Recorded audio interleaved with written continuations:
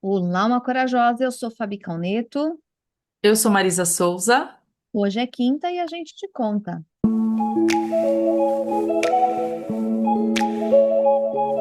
Hoje nós vamos te contar a respeito da dor, dando continuidade aqui na leitura de O Profeta de Khalil Gibran. E uma mulher falou, dizendo: Fale-nos sobre a dor. E ele disse: Sua dor é a quebra da concha que aprisiona o seu conhecimento.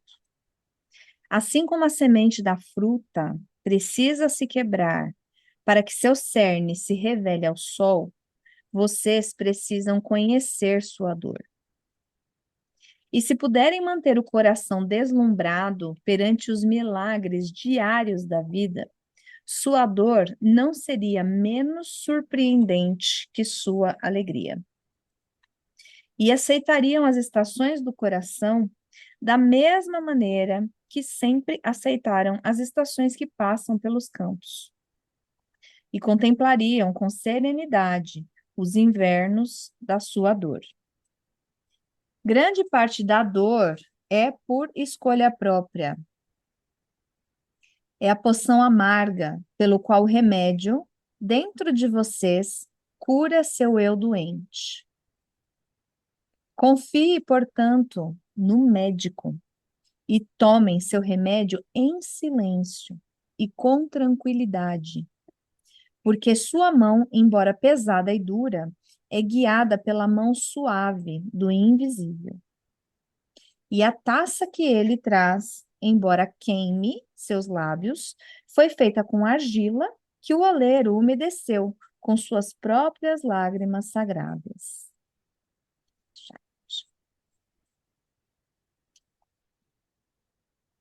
Bora lá. Quando Nossa. a gente lê isso aqui, Hã? não, quando a gente lê isso aqui, é uma. Por que que a gente reclama tanto, né, das coisas? A gente reclama do frio, a gente reclama que dói, a gente reclama que não tem. É um hábito, né? Se torna um hábito. É um eterno espernear, Essa quando na clama. verdade tudo faz parte.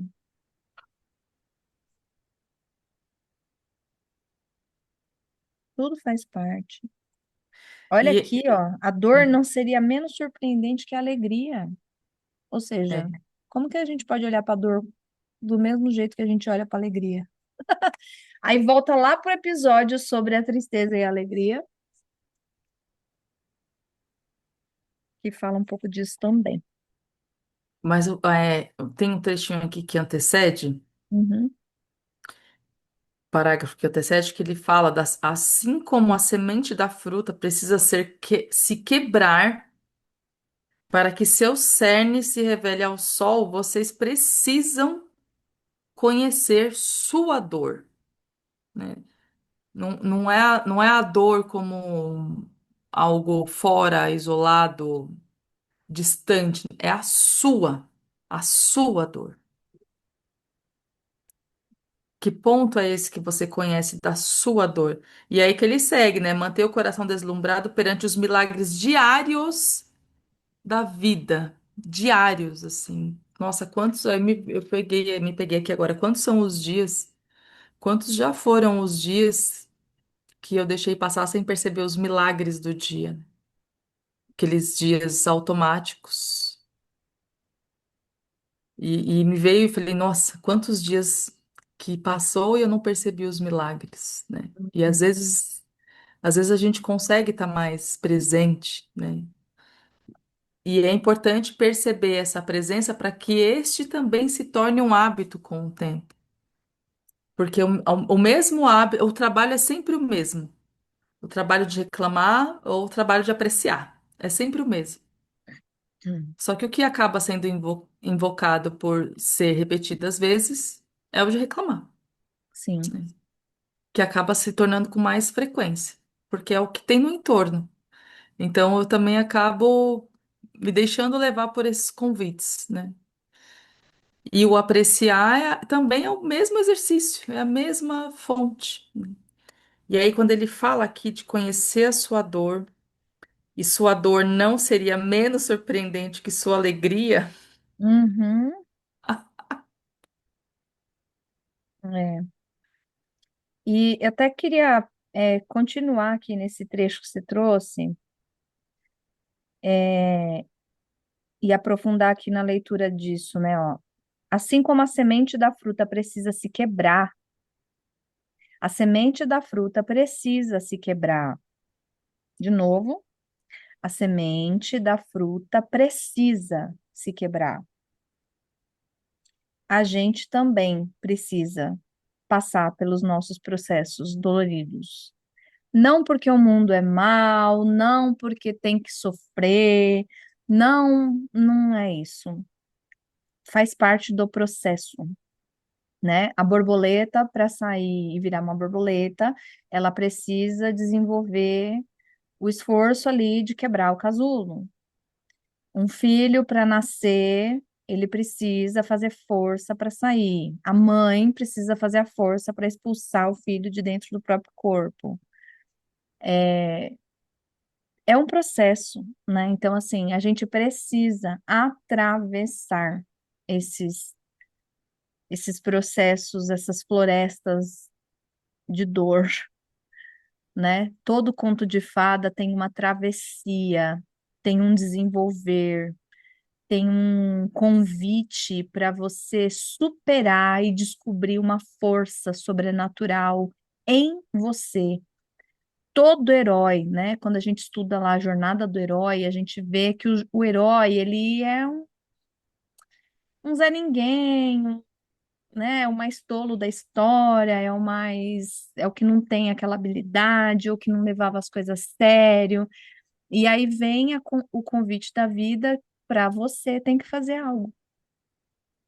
E ele não tem as habilidades necessárias para enfrentar o dragão, para achar a pedra filosofal, para salvar o grupo, ele não tem.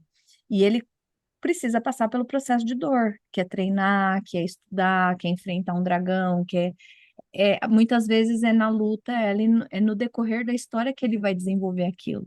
Então, de novo, assim como a semente da fruta precisa quebrar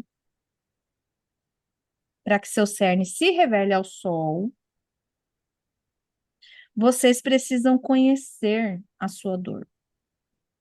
Então, é só no processo de conhecer a própria dor, de olhar para ela, de entender onde que dói. Dói em tudo ou dói só num pedaço? É aguda a dor ou ela é latejante? Como que é essa dor? É só entrando em contato que é possível a gente desenvolver habilidades para atravessar. E pode ser uma dor de cabeça, que sim. normalmente a gente corre para um analgésico, como pode ser para um problema, que a gente corre para alguém mais experiente e delega e fala: Você resolve esse assunto para mim. Se a gente delegar as nossas dores a outras pessoas, a gente não se desenvolve. Bom,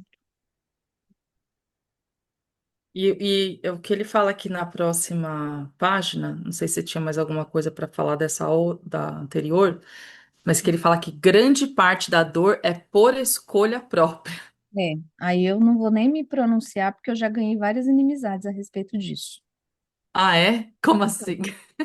Porque toda vez que a gente fala, né, igual outros episódios mesmo, o próprio, gente, esse livro aqui tem mais de 100 anos, né?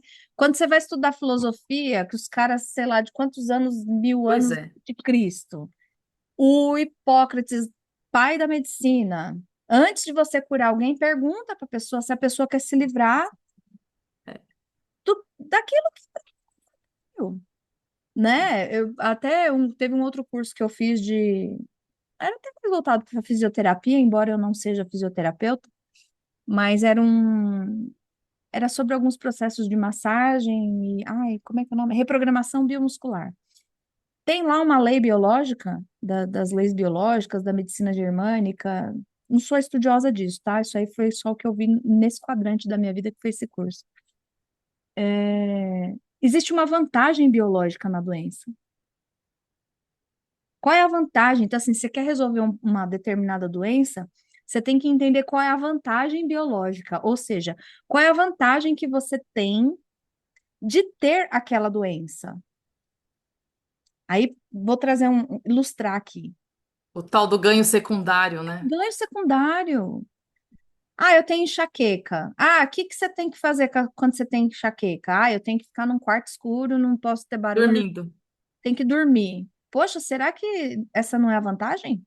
É o momento que você tira para poder descansar. Olha que louco! O corpo acha, a biologia acha mecanismos de fazer você entrar em contato com aquilo que você precisa.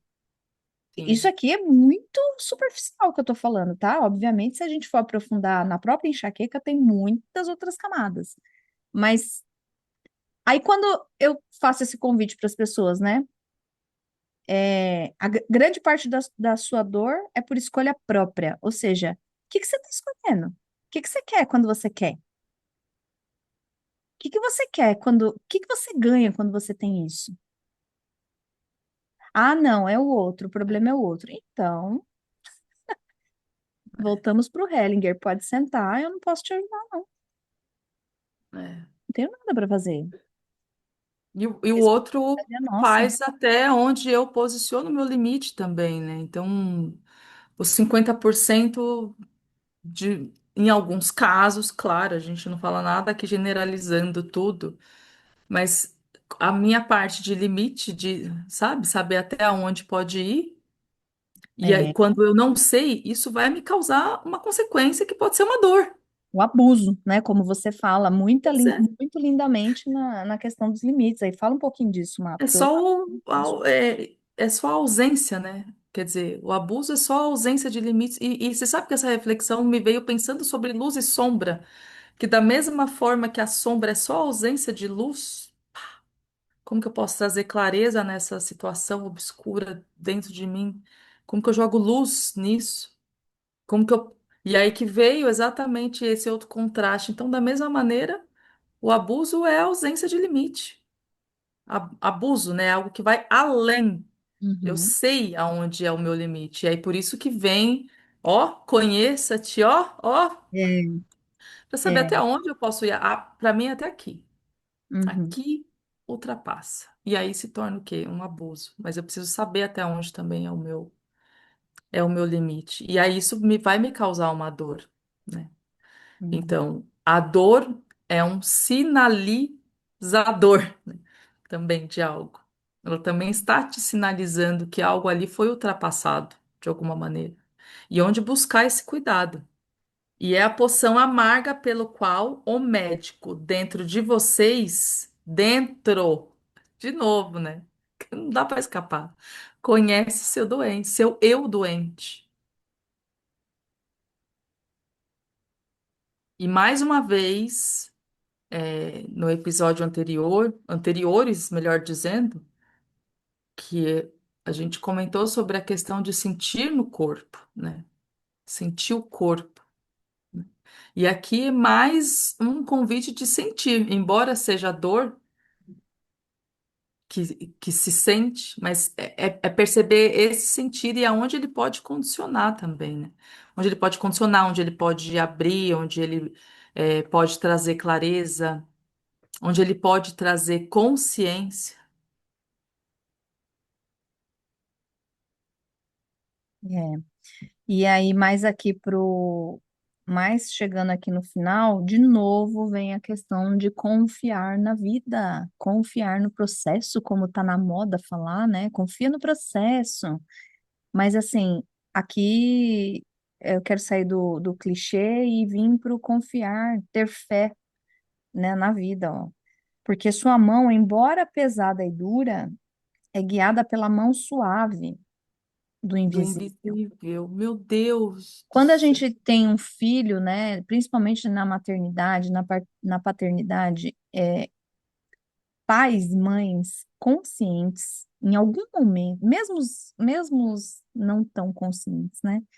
mas em algum momento a gente já deu um não para o filho, ou já teve que se colocar de alguma forma, que você olha para aquela criaturinha dentro da tua casa, você fala assim, cara, ele está sofrendo, mas eu não posso aliviar. Se eu aliviar agora, eu perdi a mão, É.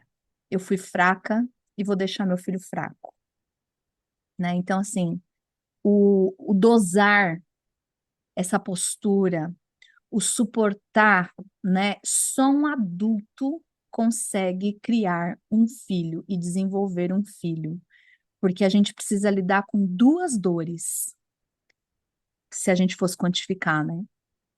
É a dor dele que é visível e a gente vai sentir a revolta, o chorar, o às vezes até amaldiçoar a gente, né? Sim, E a nossa dor interna de eu estou sendo agredido, né? Como é que eu vou sustentar isso? Será que eu não estou errando? Será que eu estou exagerando? Todas essas dúvidas que permeiam a cabeça, já ou pelo já permearam a cabeça de algum pai, alguma mãe em algum momento da vida. Eu costumo falar que os pais, mães mais desenvolvidos são os que têm mais casos desses para contar. Porque são vários. Se a gente estiver atento ali na relação da uhum, criação, a todo momento a gente percebe isso. Às vezes mais de maneira mais dura e às vezes de maneira mais branda, mas a todo momento a gente está nesse lugar de conter, de dar suporte para aquela criança poder se desenvolver. E ao mesmo tempo tem que suportar e conter o que me invade, né, nas minhas questões internas. Então, isso é bem intenso. Ah, quem não tem filho não vai viver isso? Vai viver numa liderança, no uhum, relacionamento com a sociedade, com algum grupo que sim, esteja desenvolvendo. Então, assim, dá para perceber isso em outras relações, sim. Eu trago aqui o exemplo da maternidade, porque quem é pai, quem é mãe, ou quem pelo menos é cuidador, né, de alguma criança, a gente é muito explícito, é muito intenso, né? Pegar um caso de um professor, uma professora que cuida ali de uma criança, é muito a expressão ali, sim. ela é muito exacerbada. E a gente precisa aprender a conter isso, a fazer essa leitura interna de quais são os meus limites internos, né? Fazendo um gancho agora com o que você trouxe, Má. Uhum, Quais são o que que me causa dor e incômodo interno? O que que me sinaliza aqui nessa dor, né? O é, que que essa dor está me sinalizando? é, E é, como é que eu faço para esse contexto, essa situação toda, a gente atravessar isso com aprendizado, é, sem podar, sem mutilar eu mesma e aquela pessoa, aquele ser que está ali na minha frente, que pode ser o filho, pode ser um subordinado, pode ser o carinha da pizza, que você de repente desenvolveu uma conversa ali, qualquer coisa.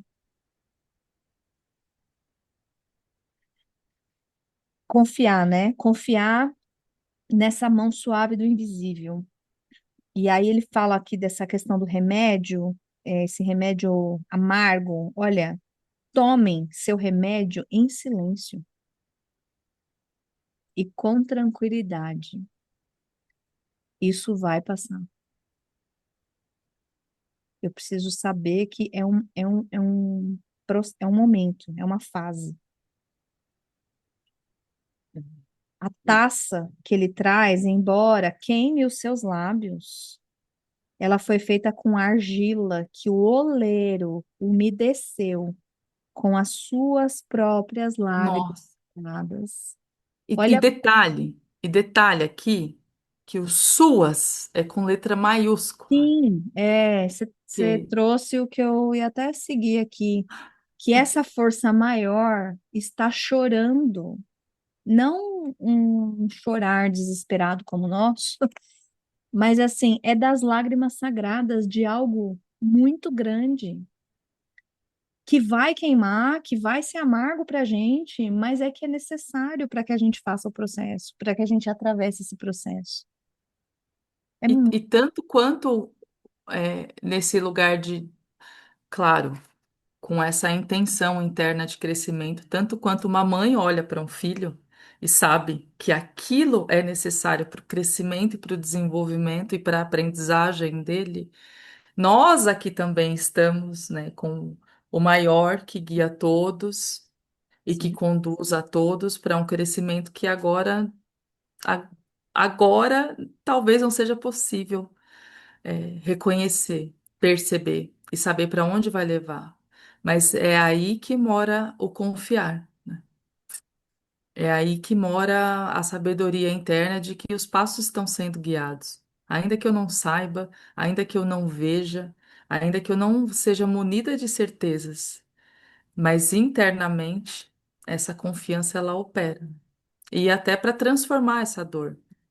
Eu falo que no lugar que também é um dos trabalhos que eu faço da mediação, né, mediadora de conflitos, e o mediador, né, também. Como é interessante olhar esse lugar do mediador, porque normalmente estamos com duas pessoas que estão passando por desafios, e por o trabalho do mediador, do facilitador, é só estar ali acolhendo a para dor da a mesa. dor. Para que essa investigação seja feita por quem está sentindo mesmo. Sim. Então, essa colaboração para que essa palavra tem me vindo muito sobre investigação, porque é algo que eu tenho feito muito comigo. Uhum. E é um processo de investigação que eu preciso encontrar as respostas. Então, dentro desse trabalho da mediação, do facilitador, do mediador, é só ficar ali. Só fica ali. E de um lado ao outro para você encontrar aonde isso, sabe, te faz alcançar um lugar diferente dessa dor que às vezes ela é tão latente e ofusca do outro todo, para que sejam acessadas respostas e a partir daí encontrar alternativas e mecanismos diferentes para sair desse lugar de dor. Porque vai ser inevitável. Gente, se não quebrar a semente da fruta, não vai ter fruta. É, é isso. E eu vou trazer na sua linha aí, o investigador, né? Investiga a dor, meu Investiga, Deus. investiga e investe. Investe Investe. na dor, investe na dor, porque é só com investimento que a gente tem retorno de algo, certo? Quem está querendo buscar investimento renda fixa, tem risco? Você tem, mas é um percentual menor que a gente Sim. tem de retorno, né? Agora, investimento com, né, mais arriscado, quanto mais a gente investe na dor, o retorno vai ser maior também, né? Ou não, porque é um investimento de risco. E aí, por isso que se faz necessário um adulto que possa discernir aquilo que serve e aquilo que não serve, para que a gente não tome, não faça investimentos arriscados num lugar que não sabe navegar. Pois é, muito bom. Temos mais um episódio sobre a dor. E eu espero que você olhe agora um pouquinho para suas dores, assim como eu vou fazer, com amor, né? Com Isso. respeito. E essa palavra que você trouxe eu gostei bastante, de uma Ó, sinalizador, né? A sinalizador. dor como sendo sinal de algo muito profundo e que pode me levar para uma nova etapa, para um novo movimento. É isso.